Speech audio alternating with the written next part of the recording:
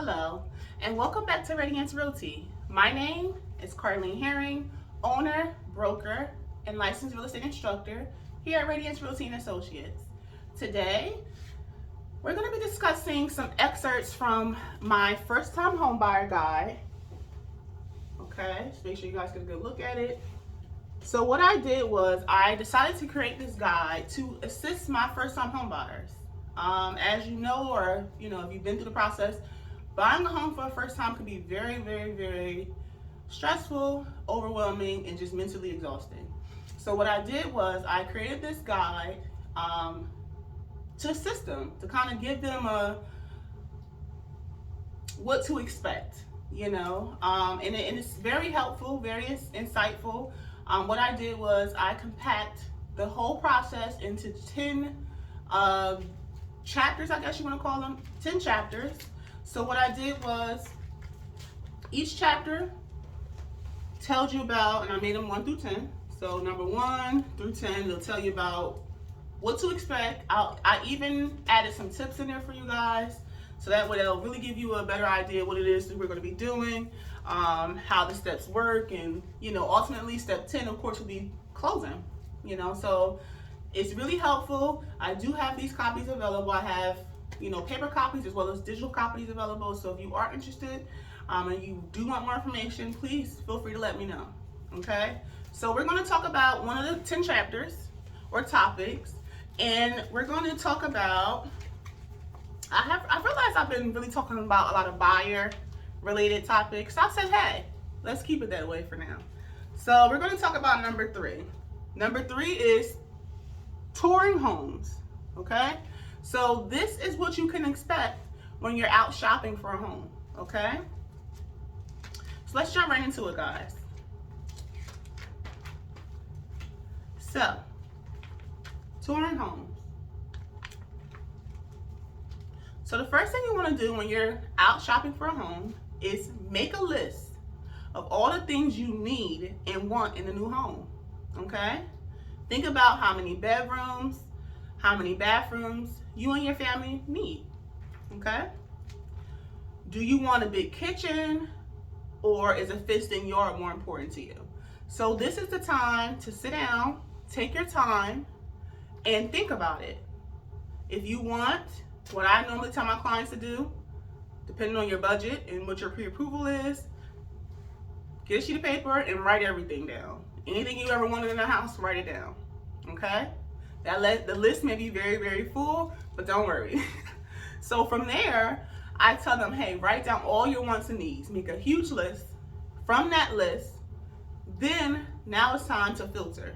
We're going to make an additional list from that first list, and we're going to label it wants and needs. What are some things you want, and what are some things you need? Meaning it's a deal breaker, things you can't go without. And you'll be so surprised. That'll literally give you some type of a focal point, when we're out shopping. And me as well, because if you're telling me, Carlene, I need off-street parking, not I want, not I prefer, I need off-street parking, that now Carlene, as your agent and as your broker, now knows, okay, there should be no reason why I'm sending you properties that has on-street parking. If off-street parking in a driveway or a garage, parking is what you need. So it helps us save time. It helps me now give you exactly what you want, or at least close to it.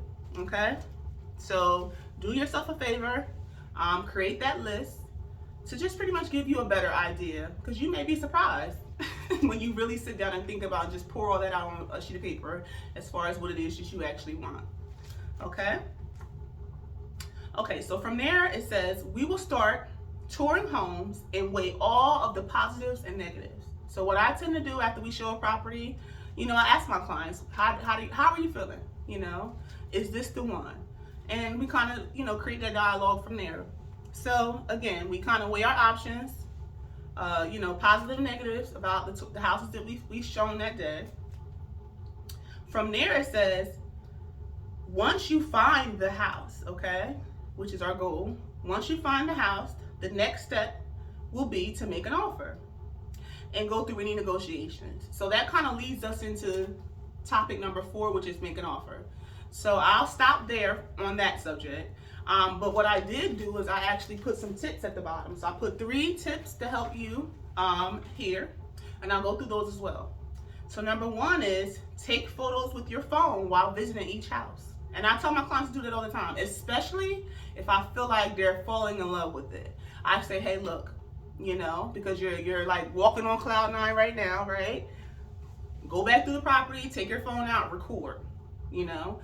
Go home, you know, when you're nice and idle and calm and in your comfort zone, and just look at it again and make sure this is what you want. So that really helps a lot of people. Take in photos with your phone while visiting each house. Organize the photos with the home address. So if you're touring 3 and 4 homes, you're not confused about, you know, which bathroom or which kitchen this was. So just be organized when you are storing this information.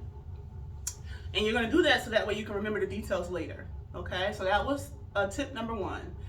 If you find yourself like really falling in love with the home, hey, no problem. Just go back through really quick, do a nice little walkthrough recording, so that way when you go home, you can just literally sit and just focus on it and just really make sure this is something that you want to do. Okay. Number 2, focus on things you can't change. This is a really important tip. Focus on the things you can't change. Like the neighborhood, very important. We talked about that in yesterday's video. The neighborhood, lot, or the size of the bedrooms. You can go in and remodel a kitchen.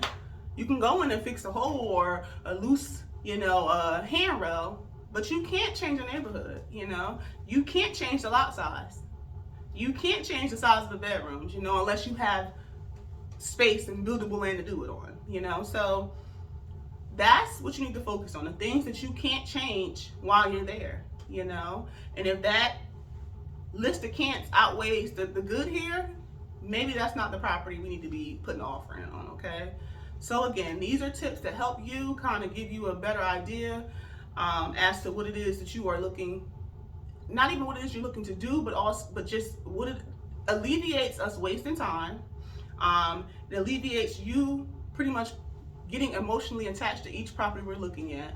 So it's just really to help you, these tips and traits that I'm providing today, okay?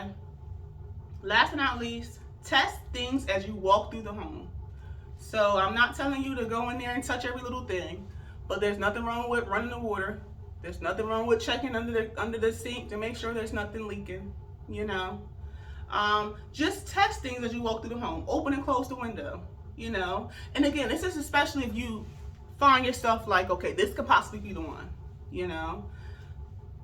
Open and close windows, turn on the faucets, flush toilets to make sure everything is in working order, you know. Typically, depending on what kind of loan you have, I know sometimes FHA definitely requires a home inspection. So either way, you know, with that type of loan, we're going to find out the nitty gritty. But in the event that's not the case, just test this stuff out just to make sure. Because again, this is something that you're going to be assuming as the new buyer. So guys, that wraps up chapter 3.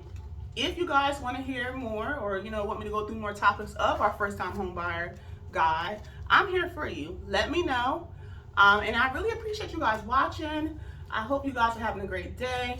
And thank you again. Stay radiant, stay true to you, and I'll talk to you guys soon. Bye-bye.